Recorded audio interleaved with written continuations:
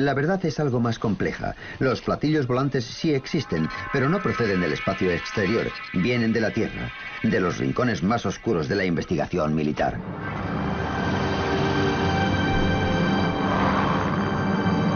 Todo empezó en 1932 en Bucarest, cuando este hombre, un ingeniero aéreo llamado Henry Coanda, realizó un descubrimiento extraordinario utilizando un objeto volador en forma de disco.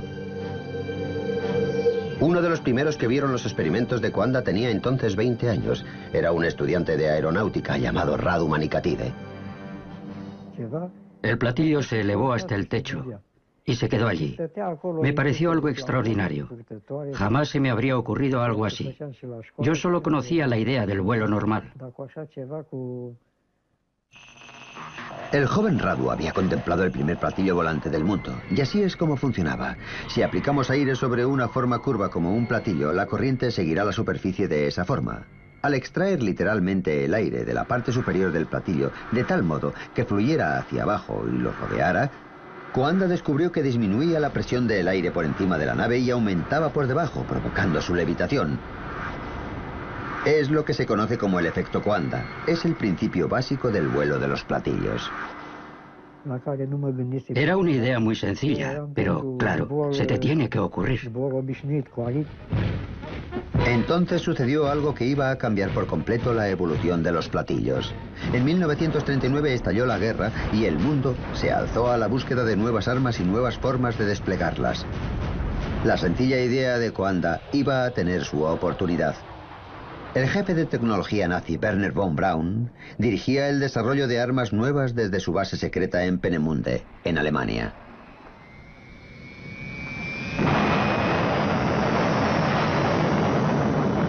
Aquí desarrolló armas modernísimas de terror como el cohete V2. En efecto, fue el emplazamiento central de todos los proyectos durante bastante tiempo.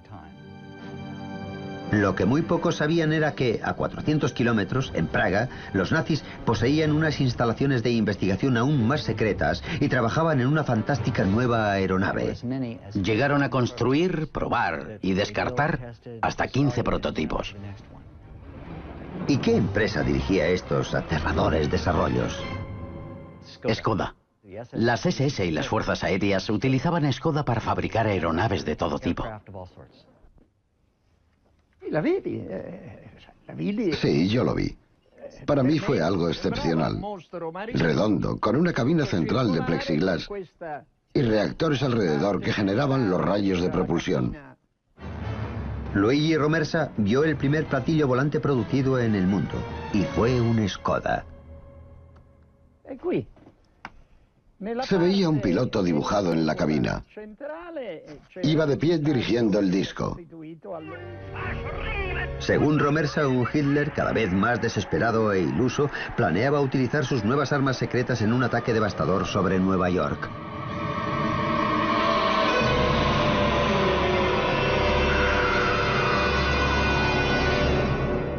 Hitler llegó a decir: que Dios me perdone por los últimos 5 minutos de la guerra.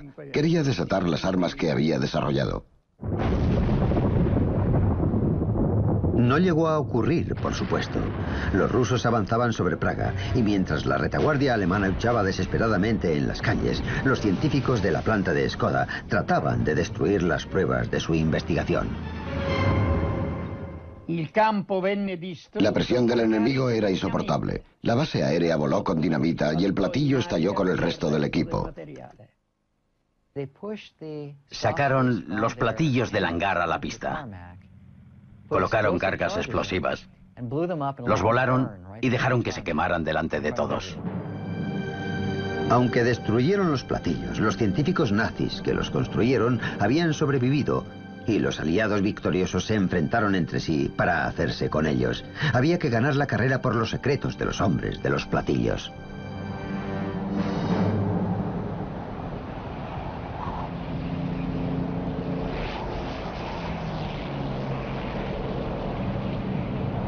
En 1947 el piloto Kenneth Arnold sobrevolaba las montañas del estado de Washington, cuando vio 9 objetos surcando los cielos a velocidades increíbles.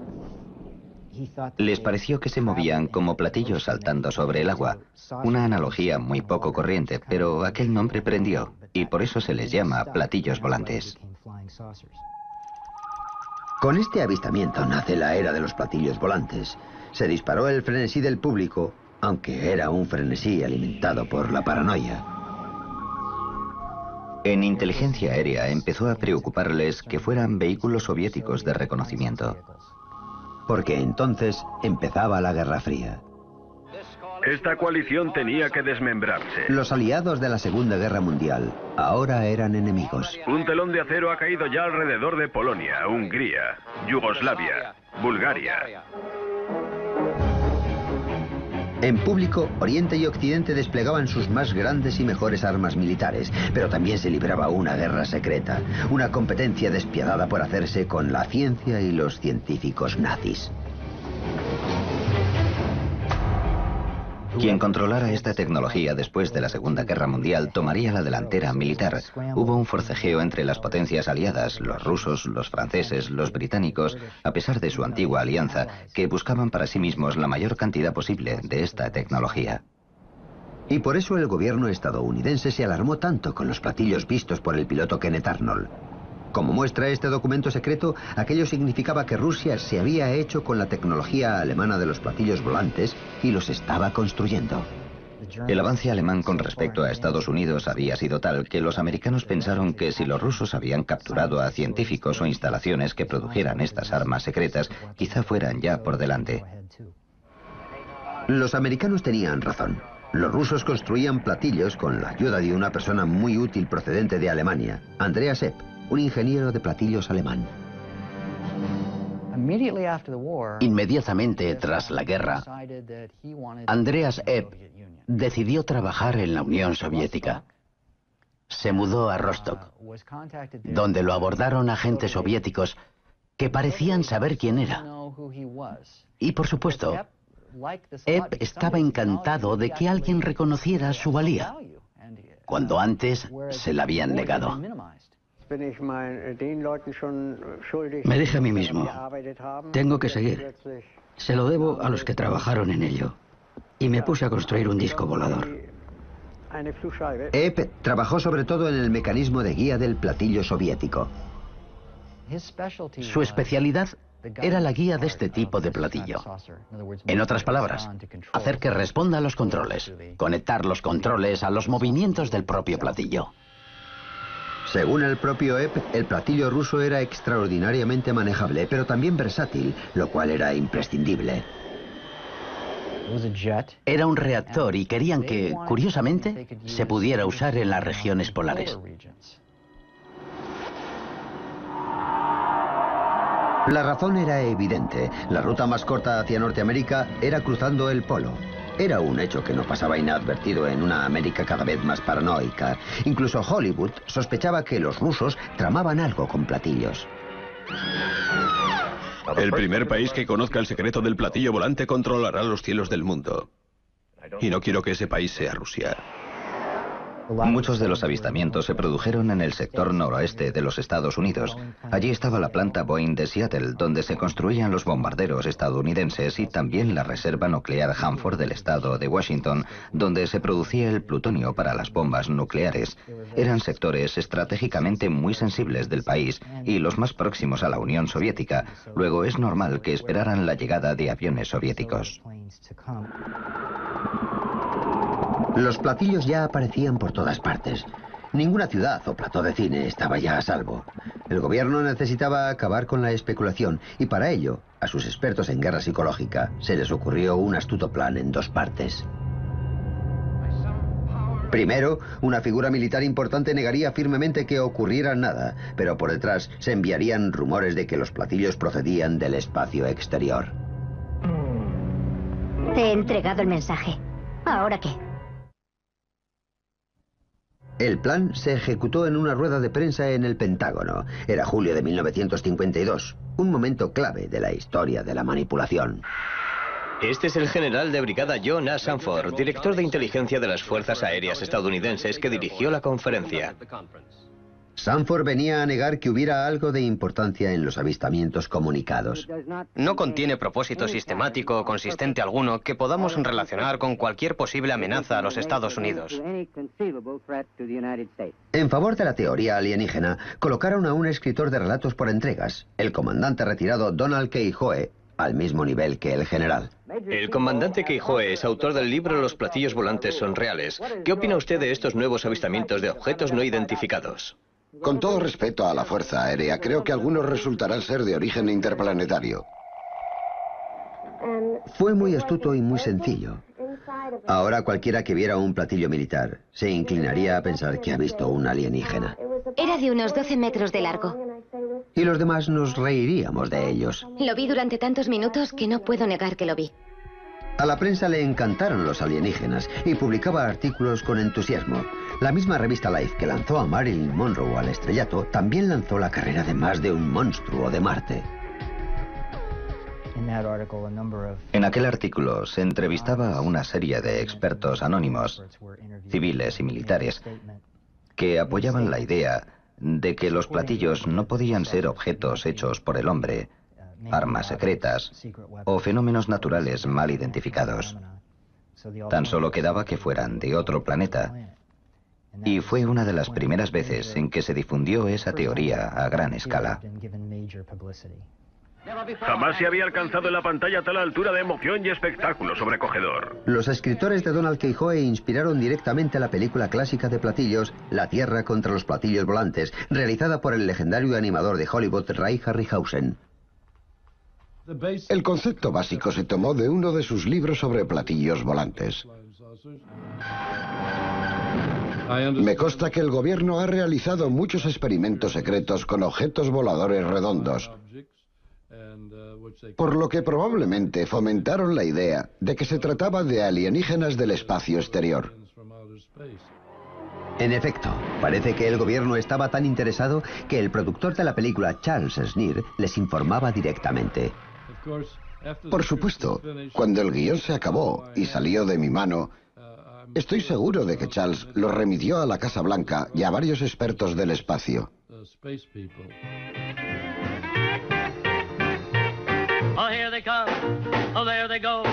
Sin embargo, mientras los ciudadanos americanos miraban a los cielos con distintos grados de preocupación, los hombres de negro miraban más cerca. Estaban desesperados por poseer platillos y, al igual que los rusos, buscaban la ayuda de antiguos científicos nazis. Cuando los nazis se rindieron en 1945, al ejército estadounidense le preocupó que los científicos alemanes cayeran en manos de los soviéticos. Al ejército le interesaba explotar los conocimientos de estos científicos para desarrollar programas americanos de misiles y electrónica, radar, aerodinámica supersónica, motores de reacción y otros avances que desarrollaron los alemanes. De modo que Estados Unidos preparó un programa llamado Overcast and Paperclip para hacerse con estos científicos y traerlos a Estados Unidos. En varios sentidos, los americanos tuvieron éxito. Se hicieron con el jefe de la tecnología nazi, Wernher von Braun, y lo convirtieron en un valioso miembro de la máquina de guerra americana. También se hicieron con gran parte de la tecnología del cohete alemán V2. Sin embargo, mientras se divertían con estos juguetes nuevos, con más entusiasmo que habilidad, sabían que había un vacío importante en su nuevo arsenal. No tenían platillos alemanes. Al parecer, a la Fuerza Aérea le preocupaba que los rusos fueran por delante y pensaba que debíamos tener los nuestros, la respuesta a los platillos soviéticos. Entonces, un día de 1957 tuvieron un golpe de suerte, de nuevo con el experto en platillos alemán Andreas Erb por medio, que ahora vivía en Alemania del Este. En cierto punto, tuvo un desencuentro con la vida en la Alemania del Este. No sé lo que fue. Pudo ser un divorcio. El caso es que acabó en Occidente. Cruzó la frontera y dijo: hola, aquí estoy. He sido espía de los soviéticos y quiero contaros todo lo que sé. Entonces, sin dudar, los americanos le metieron en la cárcel. Empezaron a interrogarlo y desde la prisión se puso a escribir y dibujar de memoria lo que hizo para los soviéticos, el plan de los platillos soviéticos y para qué se iban a utilizar. Con la ayuda de Ebb y otros, el programa de platillos estadounidense empezó fuerte. Resulta interesante que a finales de los 50 y principios de los 60, casi todos los principales contratistas aeroespaciales trabajaran en conceptos de vehículos en forma de platillo para varias aplicaciones. Esta es la división de Lockheed de California, miembro destacado de la familia Lockheed, lugar de nacimiento de una familia alada siempre emocionante. Lockheed trabajaba en varios diseños de platillos para la Fuerza Aérea estadounidense. Todos poseen un motor central que apuntaba hacia abajo.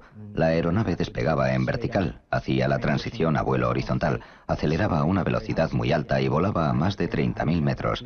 Era algo muy avanzado para la época. Los ingenieros de Lockheed trabajaban en un platillo que utilizaba un reactor central que impulsaba un rotor para crear el efecto coanda o de platillo volante. Una vez en el aire, redirigía el chorro para viajar en horizontal a velocidades supersónicas, pero Lockheed no era la única corporación estadounidense trabajando en esta tecnología. Convair era otra de las principales empresas aeronáuticas de los 50 y 60. Al igual que Lockheed, Convair tenía proyectos secretos y un rostro público, en este caso la estrella de Hollywood, James Stewart. En fin, qué bien lo pasé aquel día. Es toda una aeronave. En los 57, Bob Whitmer era jefe de diseño en Convair y miembro importante del equipo que construyó el Hutzler B-58. A principios de los 60 era el avión más rápido de la Tierra. Ha sido emocionante de verdad. Es un pájaro que vuela a Mach 2. Mach 2 es el doble de la velocidad del sonido. Pero Bob Whitmer no se limitaba a diseñar aviones de reacción. A finales de los 50 recibió la orden sorprendente de diseñar una aeronave que fuera invisible. Invisible, al menos al radar. Había que ser indetectable a 360 grados, porque ya en esa época se colocaban varios radares juntos. La única forma de solucionarlo era con un objeto en forma de disco o discoide. En otras palabras, Bob debía construir un platillo volante porque el ejército sabía que sería la perfecta nave de camuflaje. Los aviones convencionales son detectables por el radar porque una superficie sobre la que incide un rayo de radar en ángulo recto lo refleja. Por otro lado, un disco o platillo volante devuelve señales difusas y confusas. La perspectiva de una aeronave invisible al radar causó un gran revuelo en círculos militares y un día unos desconocidos llamaron a Bob. La primera vez no supe quiénes eran. No me dijeron, hola, vengo de la CIA. Mire mi placa. Ah, me han convertido en miembro del club. No sabía que había venido la CIA. Eso demuestra con cuántos secretos se movían. Lo cierto es que la CIA se envolvía en más misterio del habitual, porque no se enfrentaba solo a los enemigos de América. Libraban una guerra territorial secreta con las fuerzas aéreas estadounidenses por el control de los aviones espía. Engañan, mienten, son granujas, se disfrazan. Me tuve que reunir con ellos, por ejemplo, en edificios a medio construir de Washington. Nos hicieron reservas aéreas con nombres falsos. Fue difícil para mí y para mi mujer. Nos hacían vivir una vida en la que todo era como de cartón piedra. A veces casi no se distinguía lo real de lo falso. Bob accedió a regañadientes a trabajar en el proyecto. El diseño de un objeto en forma de platillo invisible al radar. No querría volverlo a hacer. Tener que vivir bajo ese tipo de ambiente. No se podía hablar con nadie, excepto en ciertos lugares escogidos. El secreto del proyecto era tal que este ni siquiera existía, una situación de negación absoluta conocida como Proyecto Negro. Hay muchos tipos de negro, pues este es el negro más extremo. He vivido dentro del negro más extremo. El proyecto de Bob nunca se ha desclasificado y la CIA se quedó con todos sus apuntes y diseños. En fin, creo que eso es todo. ¿Sí o no? Porque mientras la CIA tenía a Bob a oscuras, otra nave salía a la luz.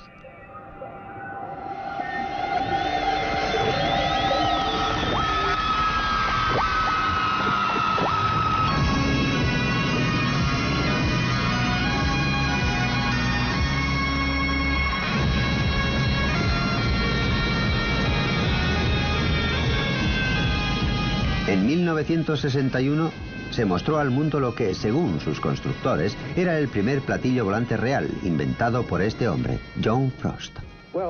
El ejército estadounidense está interesado en un vehículo que vuele cerca del suelo, al que no detengan carreteras cortadas ni ríos y que pueda salvar árboles y arbustos. Sin embargo, hubo muchos problemas con el Abrocar, como recuerda Doug Garland, uno de los ingenieros del túnel de viento. Probamos el Abrocar en el túnel, pero era muy inestable. Si arrojamos un plato o un tapacubos al suelo, tenderá a girar así, y el Abrocar tenía tendencia a hacer eso. Lo cierto es que cuando el Abrocar se presentó ante el público, el proyecto entero ya había quedado abandonado. En realidad el Abrocar no era ningún platillo volante. Fue en realidad el primer hovercraft del mundo. Fue también el subproducto casi accidental de un proyecto muy secreto y mucho más ambicioso que estaba metido de lleno en los platillos volantes. ¿Usted cree en los platillos volantes? En el sentido de que se cree que proceden de Marte y lugares así, no. John Frost no creía en los platillos volantes de Marte, pero sí creía en los platillos y también utilizaba tecnología alemana de platillos. John Frost conocía la investigación realizada por los alemanes en tiempo de guerra sobre platillos volantes, que fue probablemente la base de los verdaderos platillos que se vieron por el mundo. Y la CIA llegó a financiar la investigación de un concepto de diseño muy parecido al platillo volante pensado por él. El ejército estadounidense se quedó entusiasmado con la versión presentada por Frost. Estas especificaciones secretas originales del platillo mostraban que volaba más alto y más rápido que cualquier nave o sistema de armas entonces disponible. Los documentos de la Fuerza Aérea son ambiguos en cuanto al propósito del platillo. Mencionan como uso probable un sistema espacial de armas dedicado al reconocimiento. Dado el rendimiento que AVRO creía poder obtener de este vehículo, este podría evadirse de cualquier defensa y atacar cualquier otro avión con impunidad. Un ejército entusiasta inyectó grandes cantidades de dinero en su proyecto. El grupo de proyectos especiales se convirtió entonces en un ente autónomo. Se les asignó un lugar en el área de pruebas de vuelo y se puso a trabajar en lo que Frost contemplaba como la forma ideal, un disco volador totalmente redondo. No sabía ni que existía algo llamado Grupo de Proyectos Especiales, porque era algo de muy alto secreto y todas esas cosas.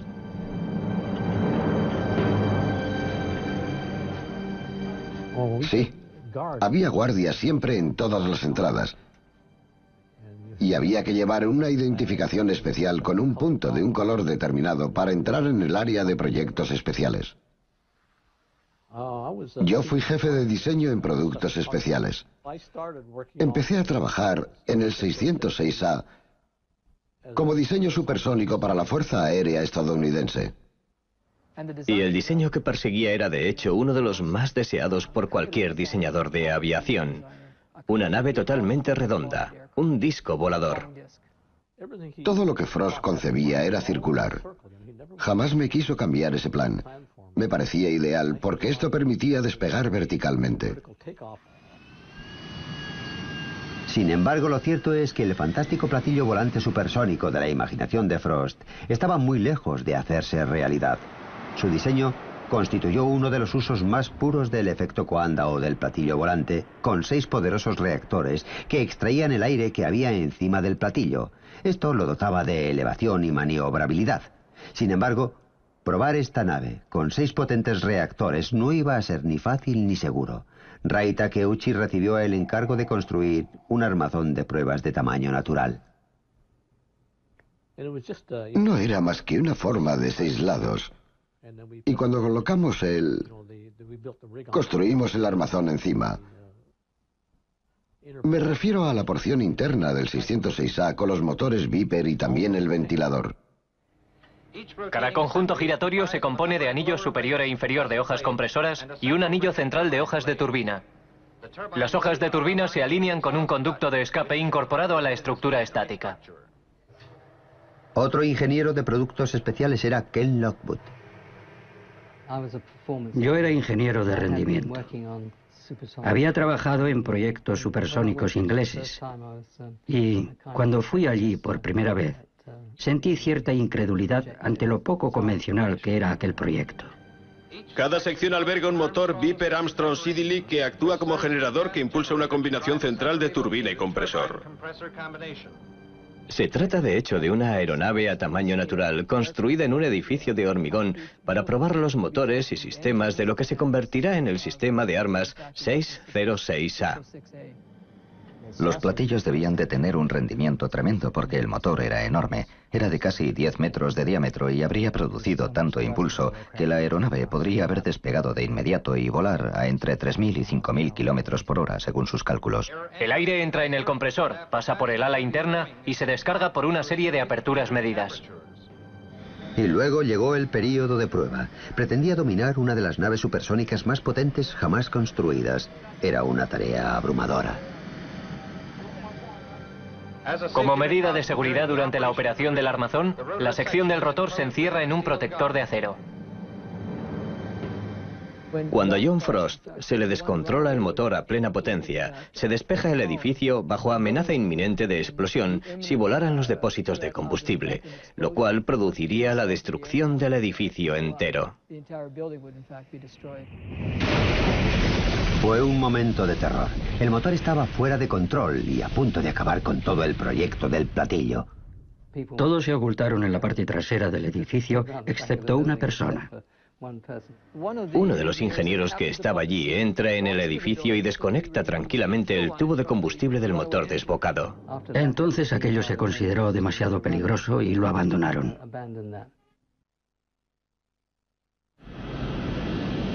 El avión de espionaje U-2 de la CIA fue un clásico proyecto negro. Permaneció en el más absoluto de los secretos durante más de 2 años y seguiría siendo secreto hoy, si no fuera por los hechos dramáticos de 1960, cuando el piloto de U-2, Gary Powers, fue derribado sobre Rusia y retenido durante 2 años antes de ser canjeado por un espía ruso. En la propia historia de la CIA sobre el programa U-2 se declara que, entre comillas, el 50% de los avistamientos de ovnis fueron provocados por el U-2. El U-2 volaba en los límites del espacio, más alto de lo que se creía que un avión podía volar.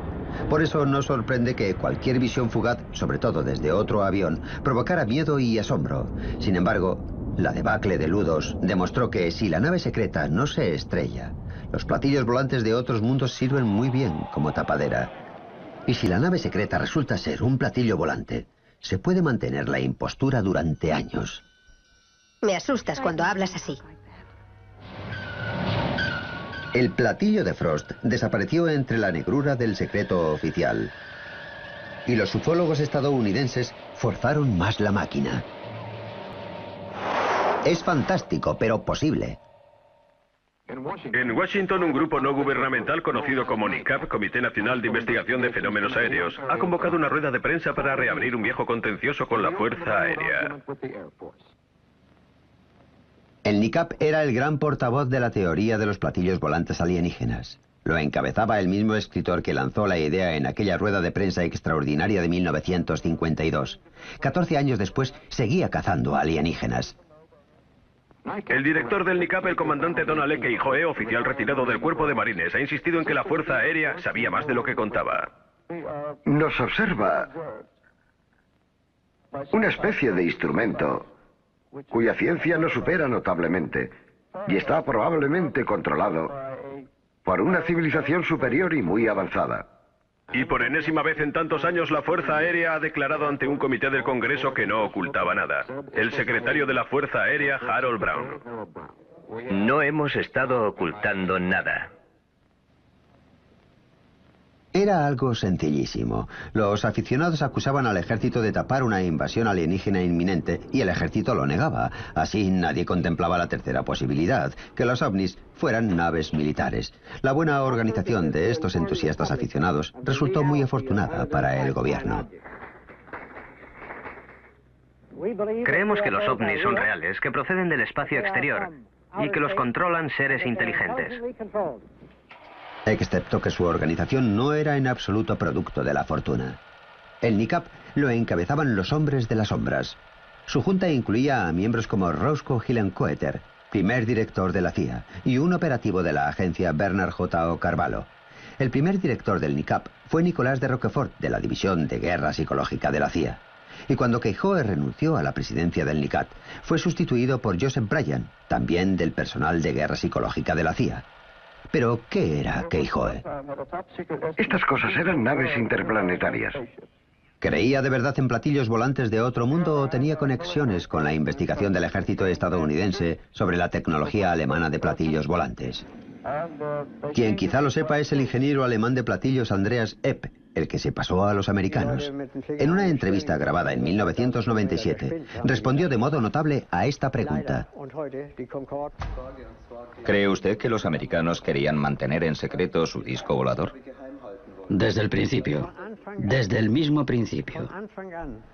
El comandante Keyhoe estaba en el departamento de ovnis del Pentágono, el cual averiguó que Alemania construía discos voladores. Sin embargo, quien estuviera tras la campaña de propagar el mito alienígena tuvo un éxito espectacular, sobre todo en la Tierra de los Sueños.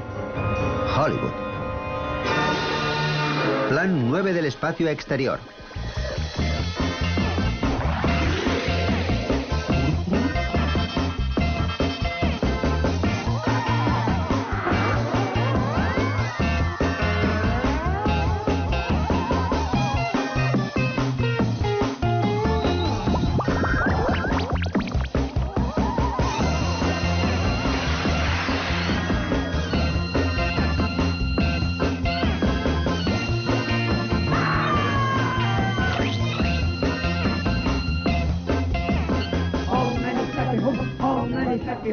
Incluso generó una religión. Nuestra información procede de nuestro jefe, que es un yogi en contacto directo con seres inteligentes del espacio.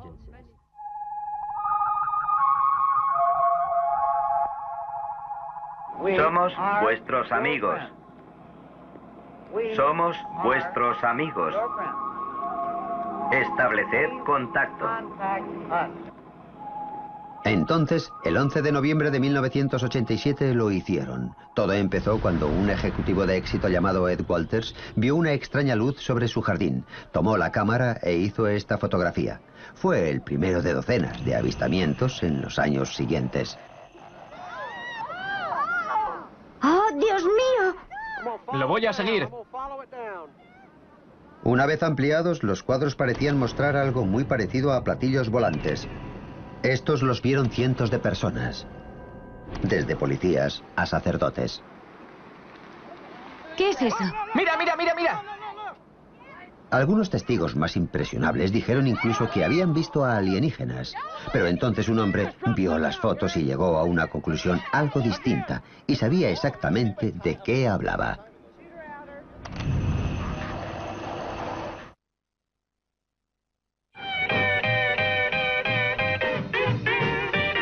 Gulf Breeze, Florida. Hace 17 años fue el escenario de una de las series más continuadas de avistamientos de platillos volantes de la historia estadounidense. ¡Mira, mira!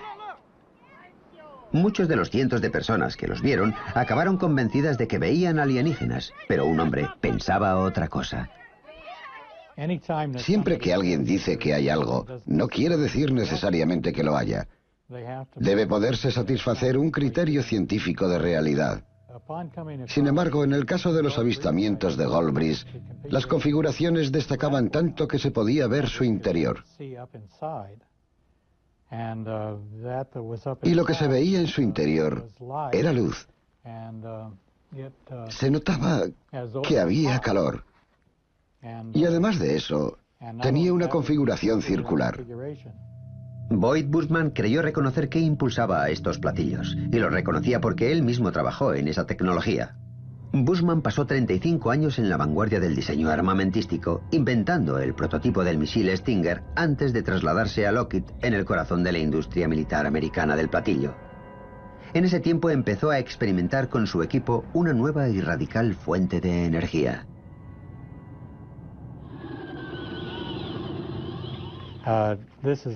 Esto no es más que 250 vueltas de un cable del número 30. Tomamos los bornes y los enchufamos a la corriente doméstica. Lo que ocurrió entonces asombró a todos. Eso es. Aunque ni siquiera Bushman entiende del todo cómo funciona, cuando vio las fotos de los platillos de Gulbris, se preguntó si utilizaban la misma tecnología.